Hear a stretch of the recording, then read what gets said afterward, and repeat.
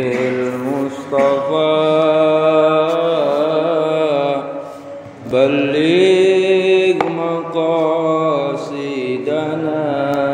مقاصدنا واغفر لنا ما مضى يا واسع الكرم يا ربي بالمصطفى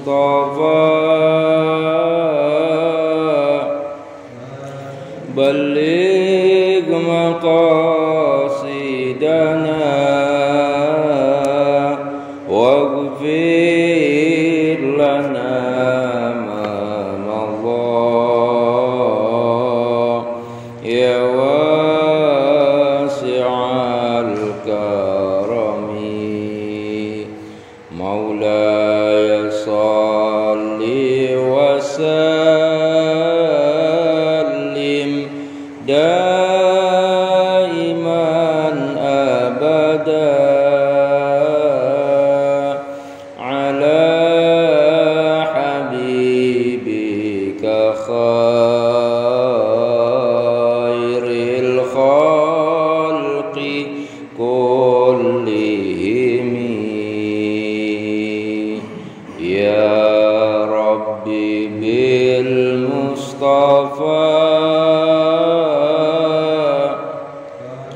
بلغ مقاصدنا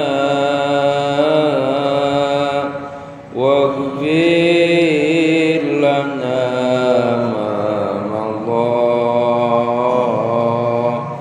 يا واسع الكرم بسم الله الرحمن الرحيم إلى هذه النية ولكل نية صالحة وإلى حضرة النبي المصطفى سيدنا محمد صلى الله عليه وسلم وإلى أزواجه وذريته وأهل بيته وقرابته وأصحابه سادتنا أبي بكر وعمر وعثمان وعلي رضي الله تعالى عنهم وجميع إخوانه من الأنبياء والمرسلين والأولياء والشهداء والصالحين والعلماء العاملين والمصنفين المخلصين والمجاهدين في سبيل الله أجمعين والملائكة المقربين سيدنا جبريل وميكائيل وإسرافيل وعزرائيل وحملة العرش عليهم السلام أجمعين وخصوصا إلى حضرة سيدنا الشيخ حسن البصري وإلى حضرة سيدنا الشيخ جنيد البغدادي وسيدنا الشيخ الإمام الغزالي سيدنا الشيخ بن عطية الله السكندري وسيدنا الشيخ الشيخنا الصديق عبد الله مالان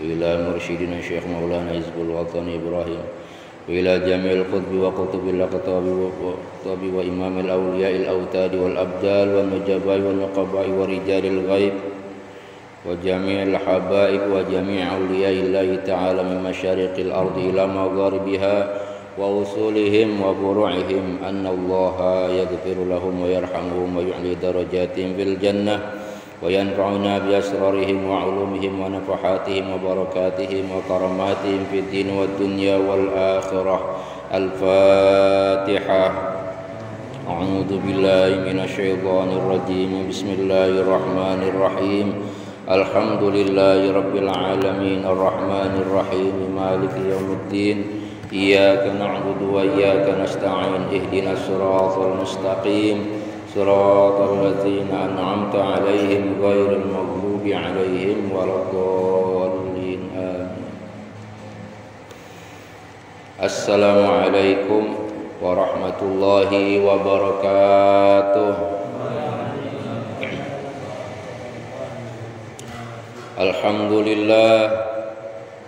الحمد لله الذي كرم بني آدم واصطفى منهم العلماء واختار أيضا منهم الزهداء والحكماء والكرماء وفضل منهم العارفين بالله والصفات والأسماء وأذاقهم لذة المحبة وأطلهم حقيقة الأشياء من الأرض والسماء wassalatu wassalamu ala sayyidina Muhammadin khatamil anbiya alladhi khuliqa min zatihi wa minhu jami'ul asya wa ala alihi wa ashabi sadatil awliya wa ala tabi'in wa tabi'it tabi'in lahum bi ihsanin ila yaumil jazaa.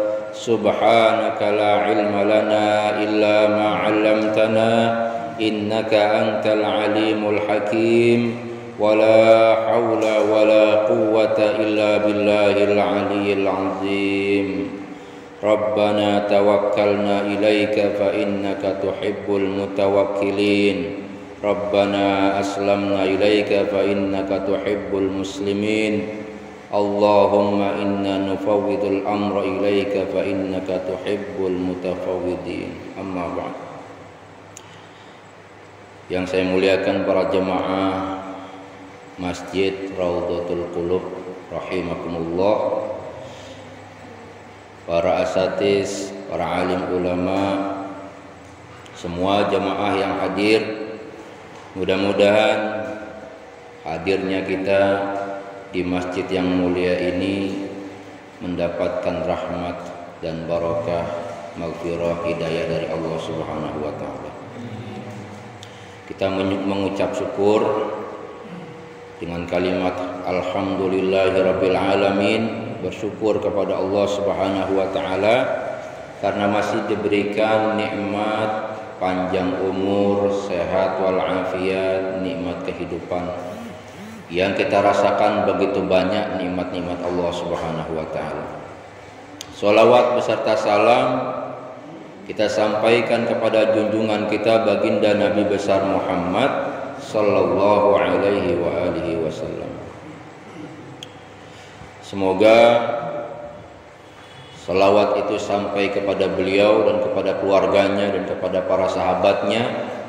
Juga kita yang mengucapkan salawat mudah-mudahan diakui sebagai umat beliau dan mendapatkan syafaat beliau kelak di yaumil hisab. Amin ya Allah ya rabbal alamin. Ma'asyiral muslimin jamaah rahimakumullah. Kita lanjutkan kajian kita di dalam kita membahas isi daripada kitab Mukasyafatul Qulub Al-Muqarribu ila hadrati alamil ghuyub fi ilmi tasawuf lil Imam Abu Hamid Muhammad bin Muhammad Al-Ghazali.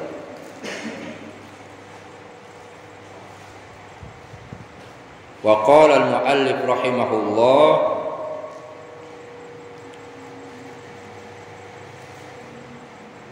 al-mu'minu huwa alladhi yakhafu Allah ta'ala bi jami'i jawarihahu kama qala al-faqih Abu Lais alamatu khawfillahi ta'ala tazharu fi sab'ati asya awwaluha lisanu fayamna'uhu minal kidhbi wal ghibati wan namimah wal buhtan wa kalamil fudul wa yaj'aluhu mashghulan bi dzikrillahi ta'ala wa tilawatil Qur'an wa mudhakaratil ilm. Muallif rahimahullah Al-Imam Al-Ghazali mengajarkan kepada kita, jadi kita belajar dari Imam Ghazali, bukan dari saya, tapi dari Imam Ghazali. Orang mukmin yang sejati itu, al-mu'min walladhi yakhafullaha ta'ala. Orang mukmin yang sejati itu adalah orang yang memiliki rasa takut kepada Allah Subhanahu wa taala. Dalam artian dia adalah orang yang bertakwa kepada Allah. Jadi orang yang benar-benar beriman adalah dia orang yang bertakwa kepada Allah. Maka orang yang bertakwa kepada Allah adalah orang yang memiliki khasyatullah, orang yang punya rasa takut kepada Allah Subhanahu wa taala. Ya. Takut kepada Allah Subhanahu wa taala. Bi jami'i jawarihahu, dan takutnya itu dirasakan dengan seluruh anggota badannya, segenap jiwa raganya. Gitu kalau kita mengartikan. ya, segenap jiwa raganya. Jadi dia adalah pribadi yang memiliki rasa takut kepada Allah Subhanahu wa taala. Kalau orang punya rasa takut kepada Allah, maka dia merasa selalu ada yang namanya muraqabatullah, merasa selalu diawasi oleh Allah Subhanahu wa taala. Nah, itu diawasi, dia yakin betul Allah itu maha dekat, Allah itu maha melihat, maha mendengar, maha mengawasi tindak tanduk perilaku kita. Dan kemarin di pertemuan-pertemuan sebelumnya sudah diterangkan bahwa semua amal perbuatan kita, perbuatan manusia khususnya jin juga ya, akan dipertanggungjawabkan kepada Allah Subhanahu wa taala. Maka majelis ini mengingatkan kita semua, termasuk Al-Faqir sendiri diingatkan ya, agar hendaknya kita kalau jadi orang beriman, menyatakan diri beriman kepada Allah, maka jadilah orang beriman yang bukan hanya di lisan, tapi beriman dengan sebenar-benarnya iman. Orang yang beriman dengan benar, memiliki keimanan sejati, insya Allah akan dibawa keimanan itu sampai akhir hayat. Wala tamutunna illa wa antum muslimun. Dan janganlah kamu mati ya, melainkan dalam keadaan muslim. Muslim di situ menyerahkan diri segenapnya, sepenuh jiwa raganya kepada Allah Subhanahu wa taala. Alias orang yang demikian ini adalah orang yang mukmin, orang yang benar-benar beriman kepada Allah Subhanahu wa taala. Kama qala al-faqih Abu Lais, sebagaimana yang telah dikatakan oleh al-Imam Abu Lais ya, alamatu khaufillahi ta'ala tazharu fi sab'ati asya' awwaluha lisanuh.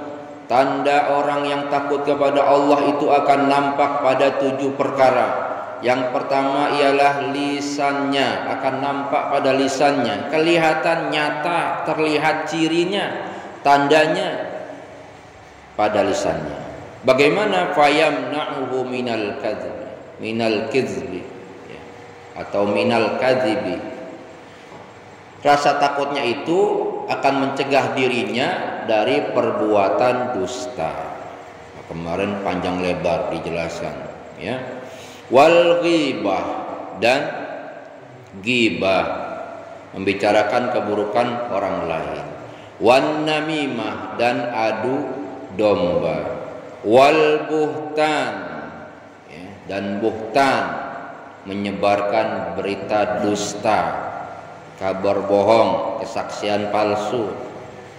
Wa kalamil fudul, ucapan yang sia-sia, ucapan yang berlebihan, melebih-lebihkan. Wa yaj'aluhu mashghulan bi dzikrillah, sebaliknya ketika dia menghindari perbuatan yang tadi disebutkan, perbuatan tercela yang disebutkan tadi, maka dia menyibukkan dirinya, atau rasa takutnya kepada Allah itu akan menyibukkan dirinya, mashghulan bi dzikrillah, sibuk dengan zikir kepada Allah Subhanahu wa taala. Ya. Orang berzikir kepada Allah ya, itu beberapa tingkatan. Nanti kita terangkan. Kita baca dulu. Mashghulan bi dzikrillah ta'ala wa tilawatil Qur'an. Sibuk dengan zikir kepada Allah dan membaca Al-Qur'an, wa mudzakaratil ilm, dan duduk hadir untuk mudzakarah ilmu. Nah, pertama, jadi kemarin kita sudah bahas masalah dusta, ghibah, namimah, buhtan, kalamil fudul. Kita perdalam saat ini.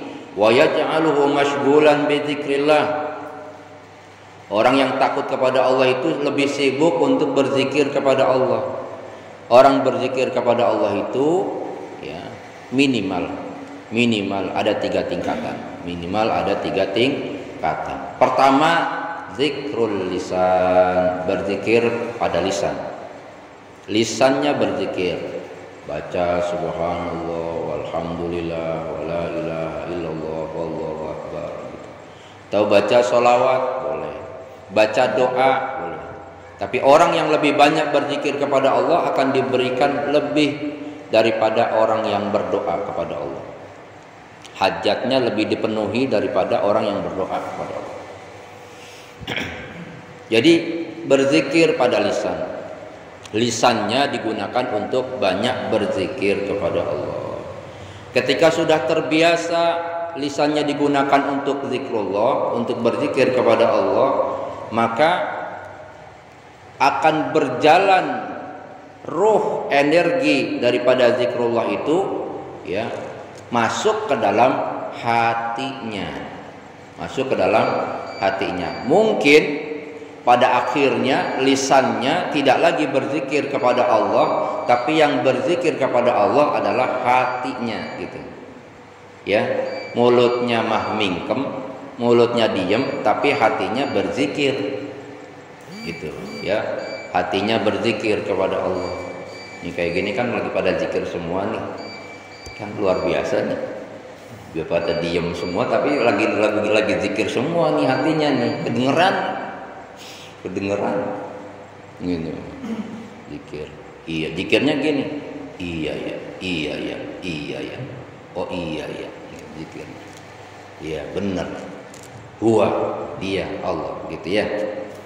Nah, berzikir jadi hatinya yang berzikir. Syukur kalau dua-duanya digunakan, lisannya berzikir disambung dengan hatinya berzikir. Ketika dia mengucap subhanallah, subhanallah, dihayati dengan hatinya. Dirasakan betul Allah itu maha suci dan kitalah yang kotor. Gitu. Nah, itu ya. Jadi merasakan betul Allah itu yang maha mulia, maha suci.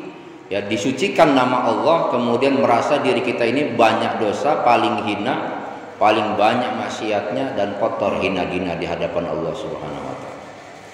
Maka saya ini punya satu amalan, boleh kalau mau dipakai. Punya satu amalan yang saya dapat ijazahnya dari guru saya Mbah Yai atau Syekhona Siddiq Abdullah, Santren Raudhatul Ulum Malang, almarhum Allah yarham. Beliau mengajarkan kepada kami para santri, kalau sampean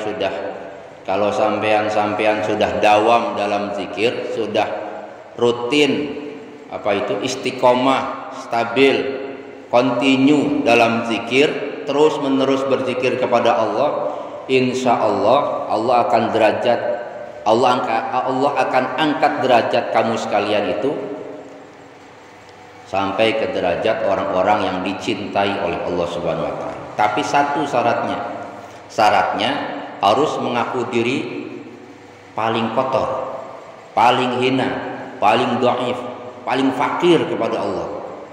Maka bacalah oleh kalian. Nah, ini bacaannya diajarkan. Rabbi inni wa iyali dha'ifatun wa fasiqatun wa munafiqatun wa kadzibun wa mudnibun wa muttar. Rabbi, ya Tuhanku, inni sesungguhnya aku, wa iyali dan keluargaku semua, fasiqatun adalah orang-orang yang fasik.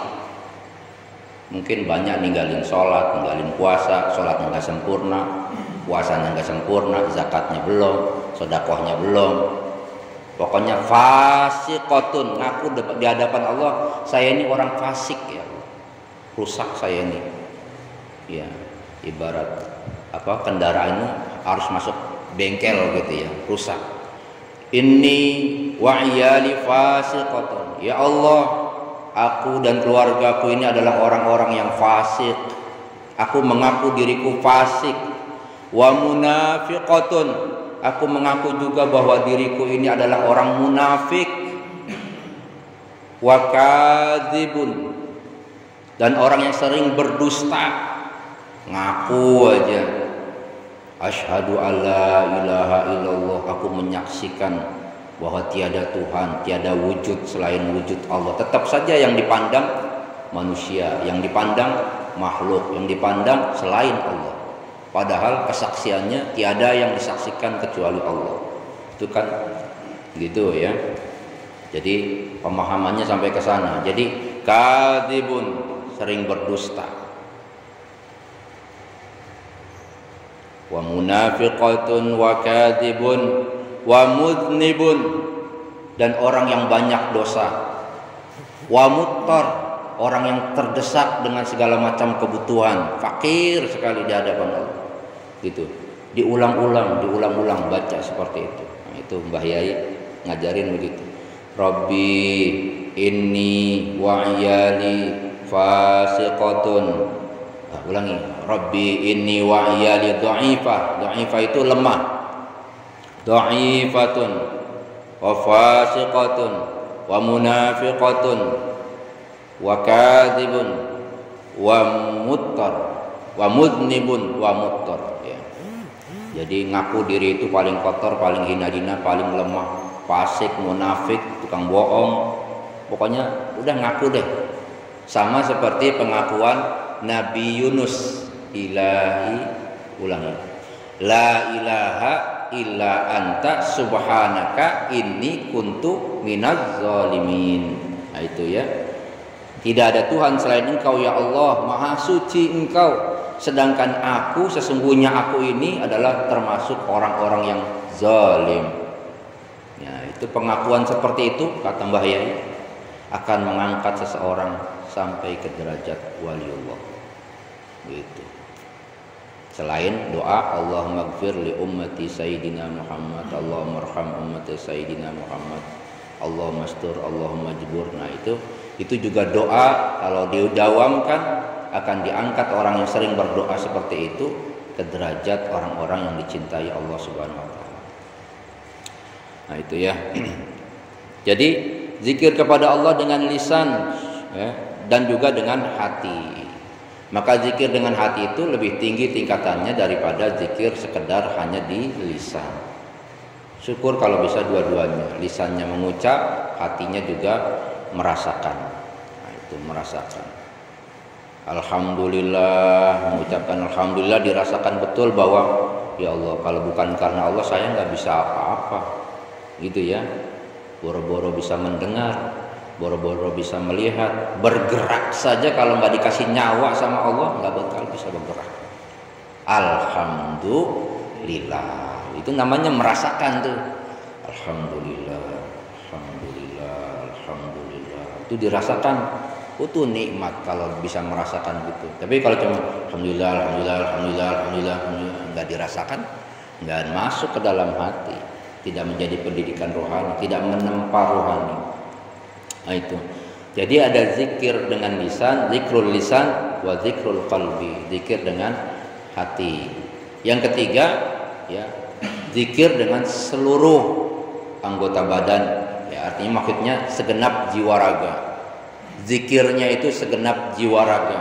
Hatinya, jiwanya berzikir, seluruh raganya berzikir. Maka jangan heran kalau ada orang zikir tahlil la ilaha illallah, la ilaha illallah. Itu gerak badannya adalah bentuk zikir. Gitu. Nah, orang-orang yang tidak bisa memahami begitu, ya, apa itu goyang-goyang kayak joget dangdut? Ya, apa? Itu nggak paham berarti, ya, bahwa badan kita ini harusnya zikir semua. Buktinya apa badan itu harus zikir? Lah, orang haji harus tawaf, muterin di Ka'bah. Muterin Ka'bah itu kan bergerak, kaki bergerak, tangan bergerak, badan bergerak, semua lisan nyebut minimal subhanallah walhamdulillah wala ilaha illallah Allahu akbar. Nggak tahu, nggak bisa baca kayak gitu, udah cukup Allah Allah Allah Allah, muterin Ka'bah.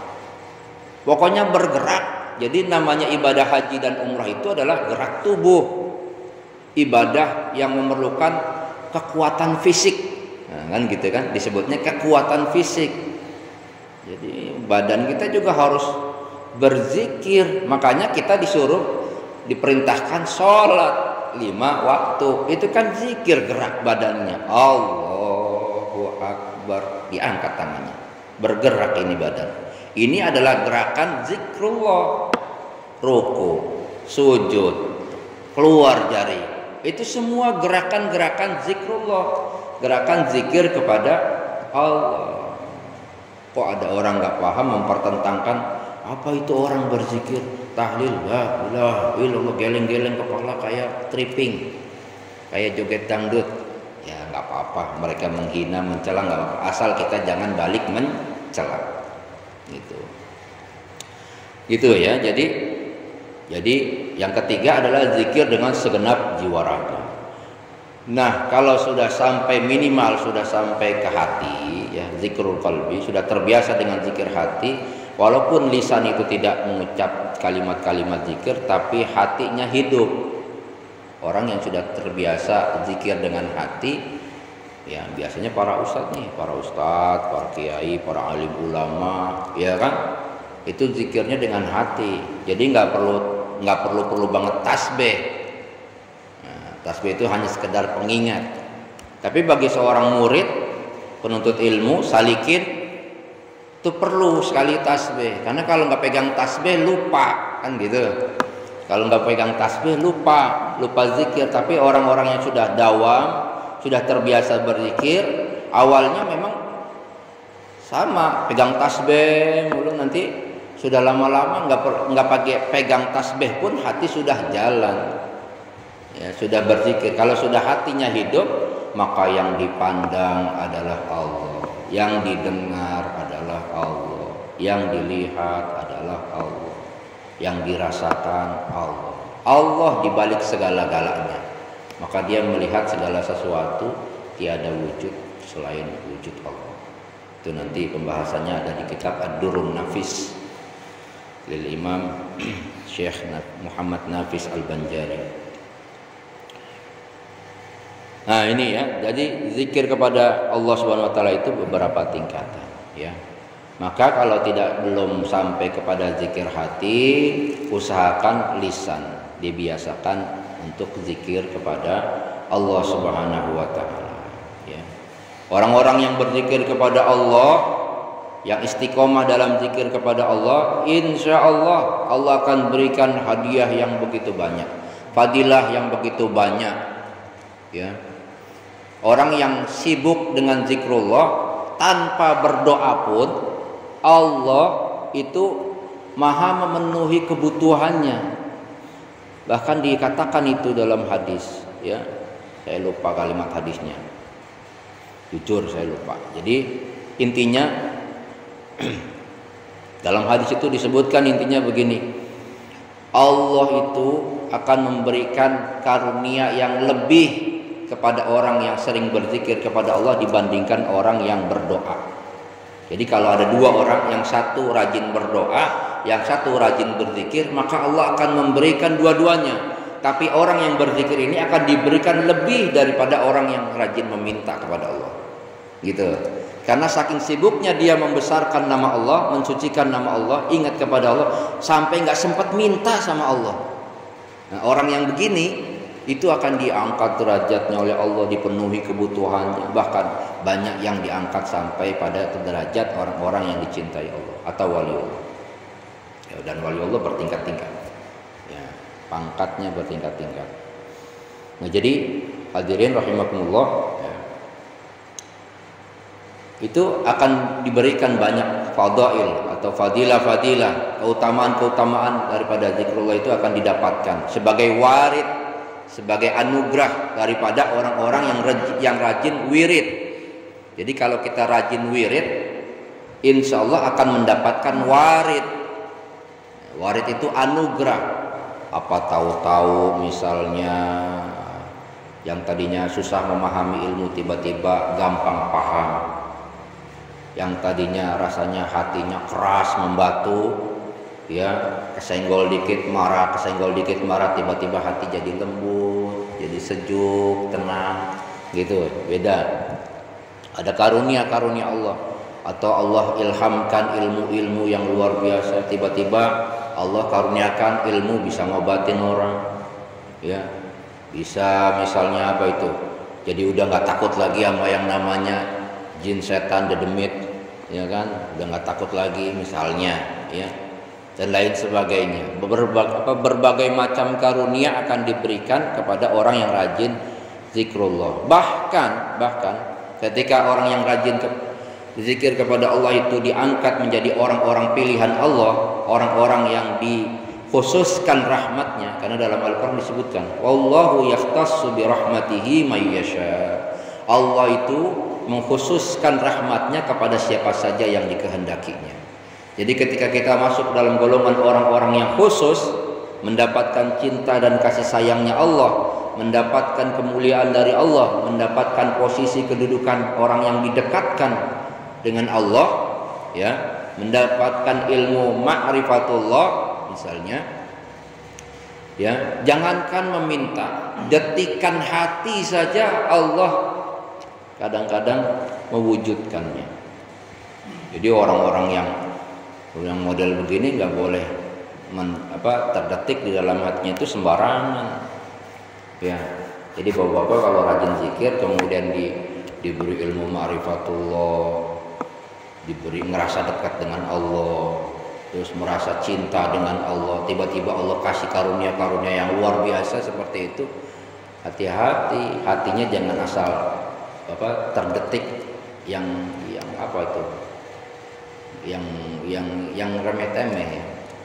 Jadi jangan terdetik misalnya pengen punya mobil apa itu, mobil tua, mobil antik, pengen punya mobil antik.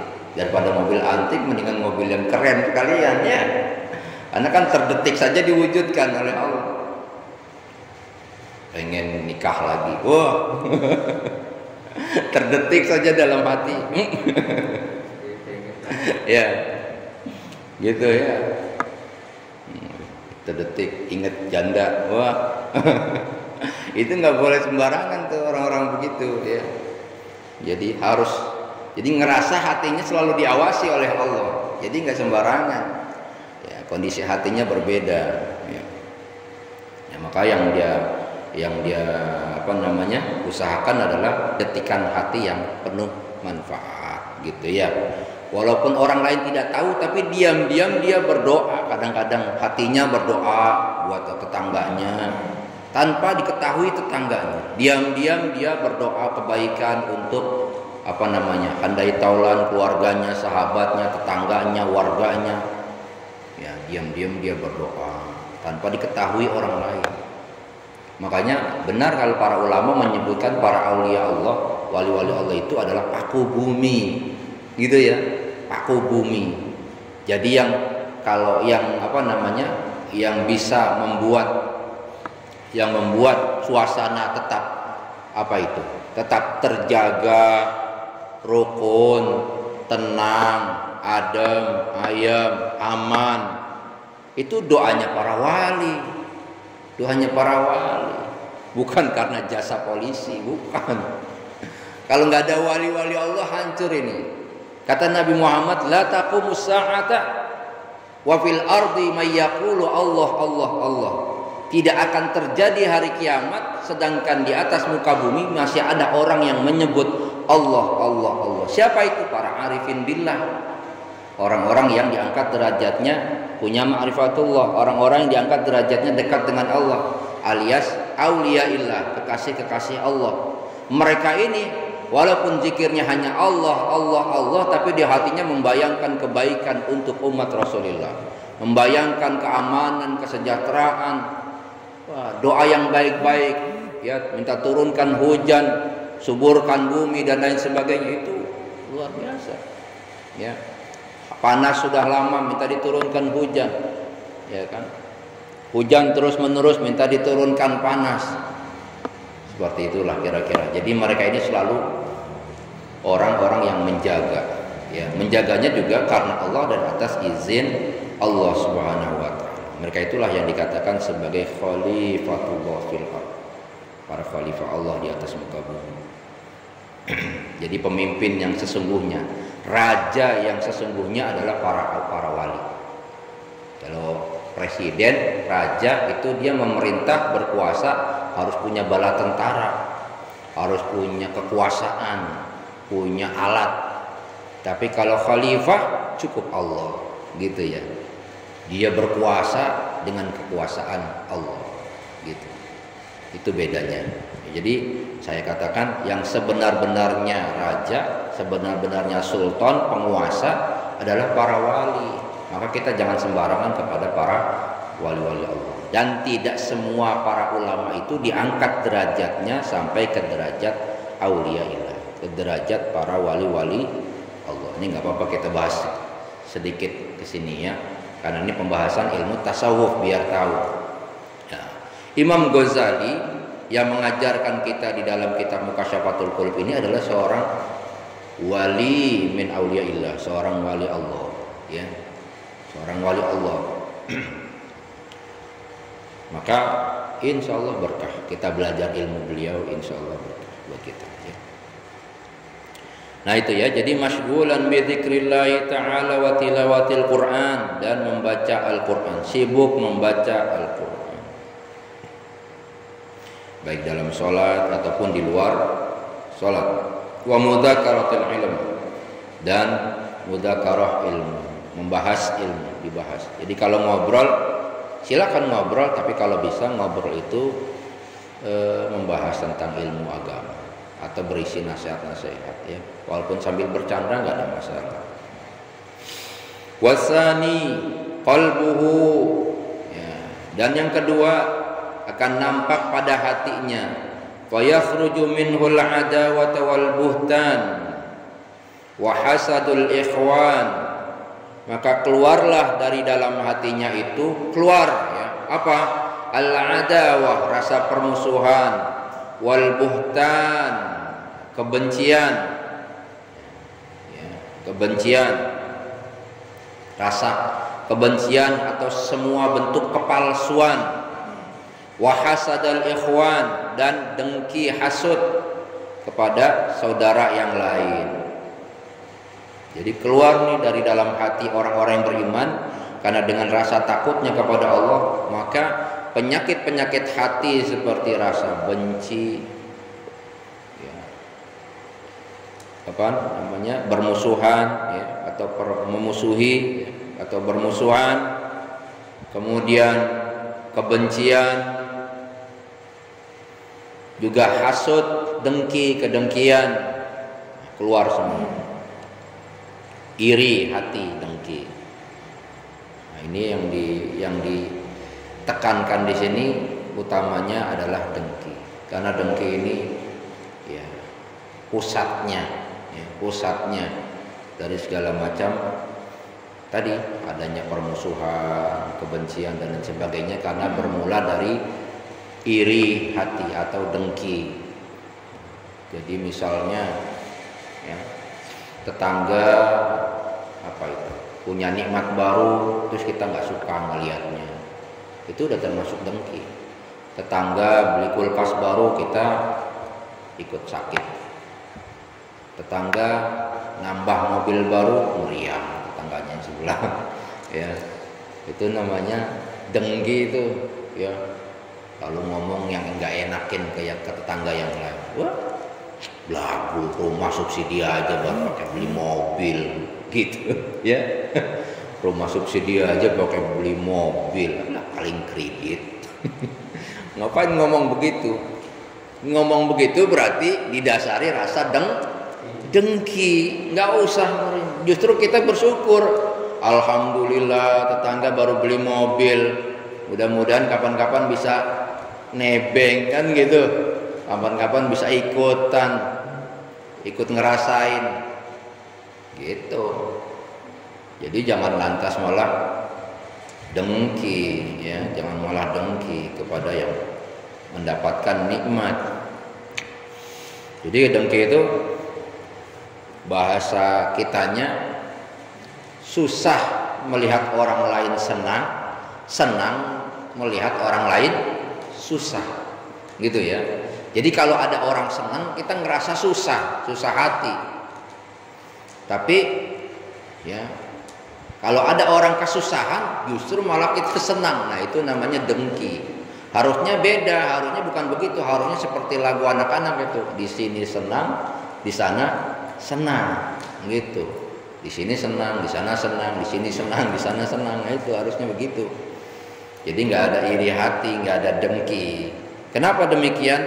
Li'annal hasada yamhul hasanati. Ya, li'annal hasada yamhul hasanat. Karena dengki itu akan menghapus semua kebaikan. Kama qala sallallahu alaihi wasallam, sebagaimana yang telah disabdakan oleh baginda Rasulullah sallallahu alaihi wasallam, al hasadu ya'kulul hasanati kama ta'kulun narul hatab. Dengki itu bisa memakan semua kebaikan atau menghapus semua kebaikan sebagaimana api memakan kayu bakar. Nah itu, sebagaimana api memakan kayu bakar. Jadi nggak boleh ada dengki, ya udah bersihkan. Jadi kalau bapak-bapak sekalian ingin diterima amal ibadahnya, ya, ingin diterima amal ibadahnya dan terlihat atau menjadi ciri sholatnya diterima, puasanya diterima, ibadahnya diterima, ya, syarat dan cirinya adalah tidak punya rasa benci, memusuhi dan dengki, gitu. Ya. Udah jadi bersih. Maka dalam satu kisah sahabat Nabi itu, ya, dalam satu kisah sahabat Nabi itu ada seorang sahabat Nabi yang amal ibadahnya biasa-biasa saja, yang wajib-wajib saja yang dilakukan. Tapi Nabi Muhammad mengatakan bahwa dia ahli surga. Mengapa demikian dikatakan ahli surga? Oh, setelah dicari tahu oleh sahabat yang lain, ternyata si fulan ini yang dinyatakan ahli surga, dia mengatakan, aku ibadah sih biasa-biasa saja. Cuma saya biasa tidak menyimpan di dalam hati saya itu rasa iri hati, dengki, memusuhi, benci kepada orang lain. Nah, itu aja. Orang yang seperti ini ahli surga, gitu. Jadi kalau kita kesel sama orang, keselnya saat itu aja tuh. Dan keselnya jangan sama orangnya, tapi sama perbuatannya. Kita kesel sama istri, kesel sama anak, kesel sama tetangga, kesel sama sahabat, sama orang lain. Jangan keselnya sama orangnya, keselnya sama perbuatannya yang kita nggak suka. Itu. Dan itu pun saat itu saja, setelah itu sudah cooling down, udah dihapus. Ya, namanya manusia pasti bisa salah, bisa khilaf, ya, bisa khilaf, bisa salah, bisa berbuat apa saja yang bentuknya dosa. Sudah maafkan. Mudah gitu. Jadi kalau hatinya bisa seperti itu, insya Allah, ya, ahlul jannah, amin ya Allah. Dan iri dengki itu bisa memakan semua kebaikan, menghapus semua kebaikan, sebagaimana api memakan habis kayu bakar, tidak tersisa sedikit pun. Wa'lam annal hasada minal amradil azimah, dan ketahuilah bahwasannya dengki itu, iri hati itu, minal amradil azimah, adalah termasuk salah satu penyakit yang besar, penyakit yang berbahaya, penyakit ganas. Nah, itu penyakit yang sangat berbahaya. Nah, itu jadi jangan diremehkan dengki ini, karena dengki ini bisa merusak semua amal ibadah kita. Ibarat penyakit, dia penyakit ganas, merusak semua. Jadi harus divaksin. Vaksinnya dengan apa? Dengan iman dan ilmu. Vaksinnya dengan iman dan ilmu. Minal qulubi, jadi penyakit yang sangat berbahaya, yang suka bercokol, suka ada di dalam hati. Wala tudawi amradil qulub illa bil ilmi wal amal, dan tidak akan bisa diobati seluruh penyakit-penyakit hati itu kecuali dengan ilmu dan amal. Ilmu dan amal. Orang tidak bisa mengamalkan sesuatu atau beramal soleh kalau tidak punya iman. Ya gitu. Jadi ilmu dan iman. Dengan ilmu dan iman itulah dia beramal.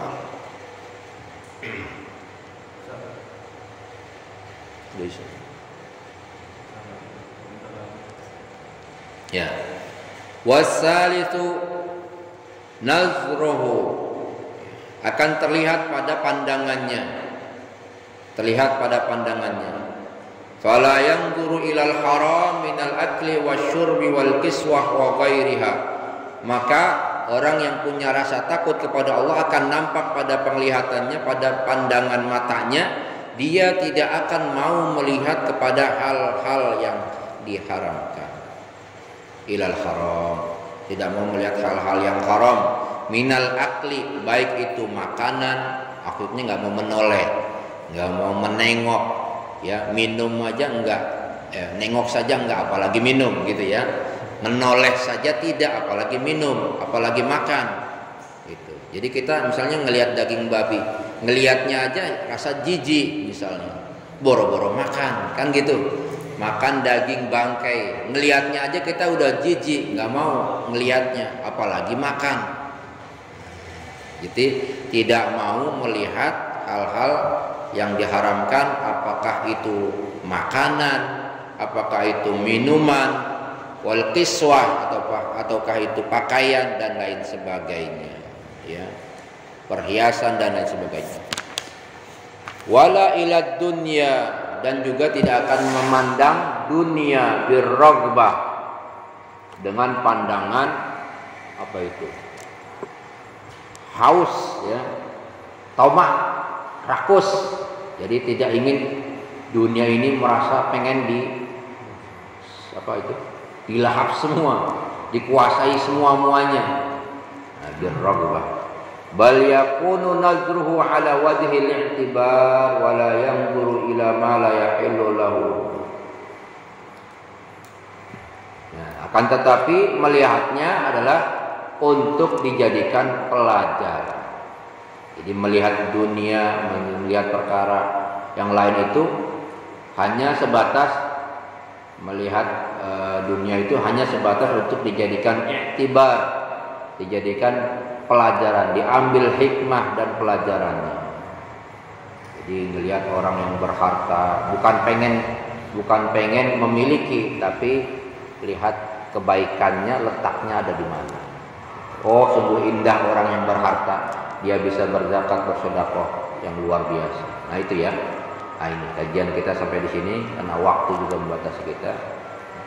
Mudah-mudahan ada manfaatnya untuk kita semua, dan pembahasan ini mudah-mudahan bisa masuk ke dalam hati kita semua. Hadanallahu wa iyyakum ajma'in wal 'afu minkum. Subhanakallahumma wa bihamdika asyhadu an la ilaha illa anta astaghfiruka wa atubu ilaik. Wassalamu alaikum warahmatullahi wabarakatuh.